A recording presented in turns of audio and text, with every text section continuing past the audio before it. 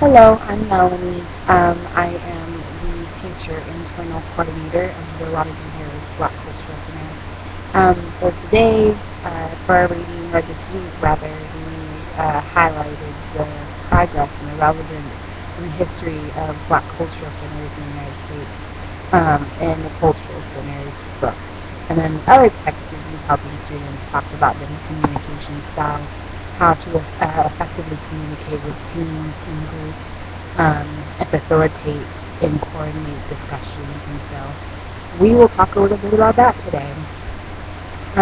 So just in terms of the Cultural Center book, that one I thought was really interesting because a lot of the things that we discussed I can definitely see them playing a key role in the ways that the Black Cultural Center on campus works. And so when they were talking about the discourse on the relevance of Black Cultural Centers in the United States, I thought that was a really, really interesting conversation to have because a lot of the times we think that because there's an influx of diversity and talk about diversity and inclusivity and representation, that racism and segregation and oppression don't exist for communities of color and in the queer community. And so thinking about whether or not Black cultural centers are relevant really I think is a discussion worth considering a little bit deeper. I think that a lot of the times we want to think that we are a post-racial society. We don't need to have these kind of conversations, but I think, in reality, these are really, really huge topics that need to be, stretched out and talked about a little bit more elaborately. I think, there's always relevance for spaces and safe spaces at that for marginalized groups of people. So keeping that in mind, we'll kind of touch a little bit more briefly on that later on in the video. So let's see, what else? Oh, so one of the things I was talking about was some of the student demands that arose from the 60s and 70s around the Black student movement and how Black students wanted more representation, more visibility, more access to resources, and just a safe space to be on campus.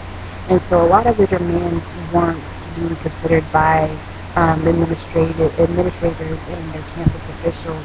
And so they continued to advocate and have activist efforts put forth in communities so that they could actually establish, discourse and conversations in an actual facility on campus to honor the history and the struggle of Black people and Black students. And so that was really invigorating to talk about, just hearing more history about the Black Cultural Centers. And then I know, like, for the Black students here and the BCC,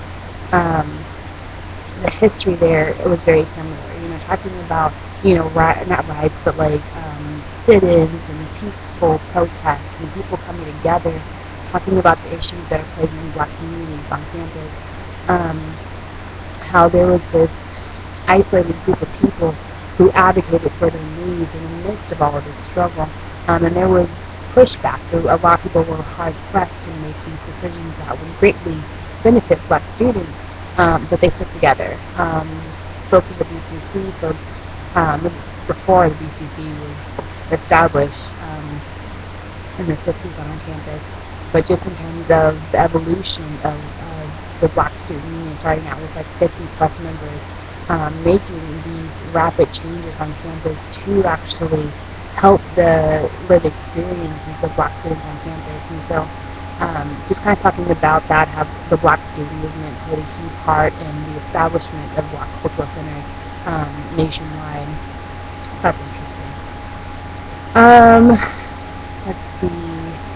So some of the benefits that were highlighted for the Black Cultural Centers, of course, were that there was a collective voice around Black Cultural Centers being a safe haven, a home away from home, that a lot of students, felt the need that they needed to express and to be a part of that community.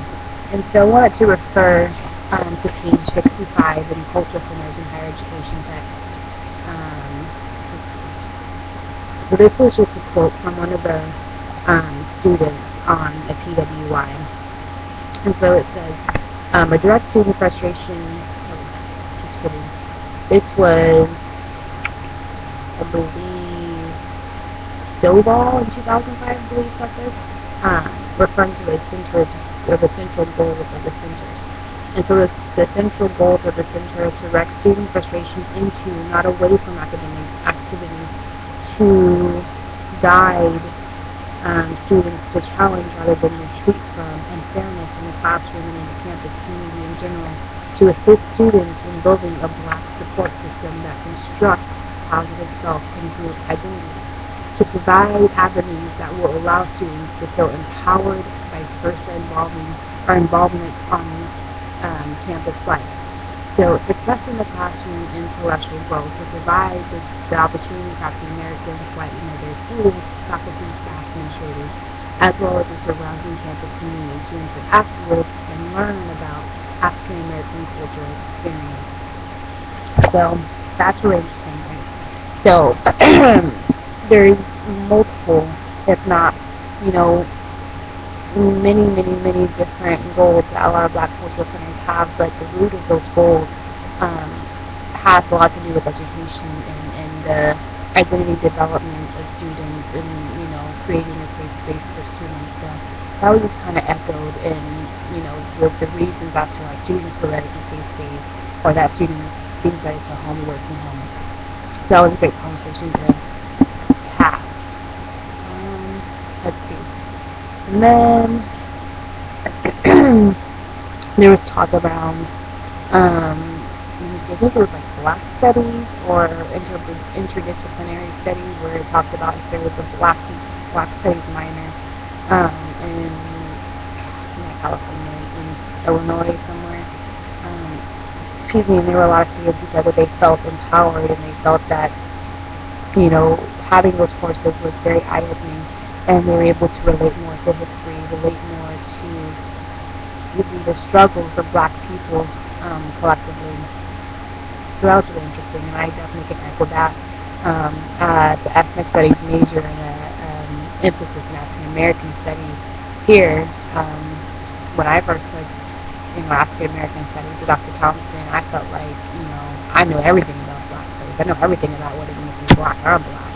But, little do you know how much you don't know until you learn, what you didn't know. If that makes any sense. But, yeah, it's just that idea that you are more connected to your history, you're more connected to your identity, things like that. And that was just something that was shared in the text as well. And then closing out the text, it talks about reevaluating the mission of Black cultural centers so that it's in alignment with the goals.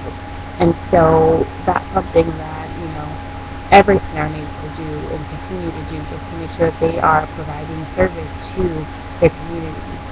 So that's definitely, I thought, a really great way to end that chapter. So for students helping students, there were two parts in here particularly that I really enjoyed and I wanted to point out. So this one talked about understanding group processes, and a lot of this talks about communication.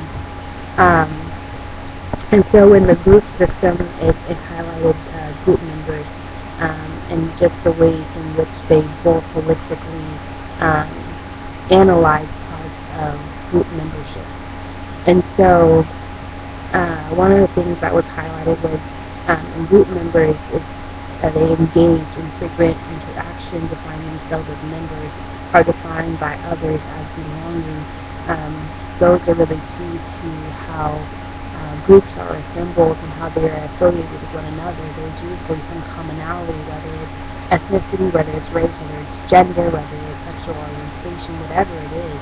there's some commonality there that makes one individual feel more connected to that other individual due to group member affiliation. I thought it was really interesting. And then tying that to, what is it? Oh, the success in communication. So there's a successful communication diagram on page 159. I'm just going to relate how group member affiliation has a lot to do with the ways in which we communicate with one another. So what's highlighted here is that there is a communicator and a receiver. And so in order to achieve the highest amount of, or to retain the highest amount of the message that is being given by the communicator to the receiver, it's for there to be a common ground. There needs to be something in which y'all can talk about and understand, because it doesn't make sense, I guess, to talk at someone. Rather, it's important to talk with someone and to be heard and to communicate effectively. And so I think if we put all those things together, it's definitely best to communicate ways that we do in group settings where we're talking to people who identify with us, but also people who don't identify similarly with us, just to make sure that we're communicating effectively so that we're not just speaking at people, but our messages are being heard and are being received properly. Some of the lines of communication on page 172, there are some communication tips that I wanted to highlight and pose in my discussion questions for you all. So of these 8 tips, which one do you identify with more? Which one do you think is more beneficial to you? So the first one is clarifying messages, support group understanding of its direction and purpose, paraphrase what other members have said. Which one of these, I mean there's 5 more, but which one of these do you relate to the most, and which ways do you think you can improve on some of these, if any? I know most of y'all are stellar communicators, so if there's any one here that you want to improve on, maybe let's highlight that and talk a little bit more about it. Awesome. Well, that's all I have for you all today. I will see you all in a few days, actually. So, hope all is well. Have a good one.